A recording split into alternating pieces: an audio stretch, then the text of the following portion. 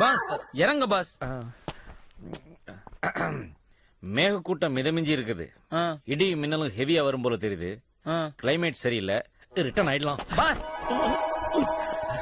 சரியான பயந்தவங்களே பாஸ். நீங்க வாங்க பாஸ், நான் இருக்கேன். ஓகே.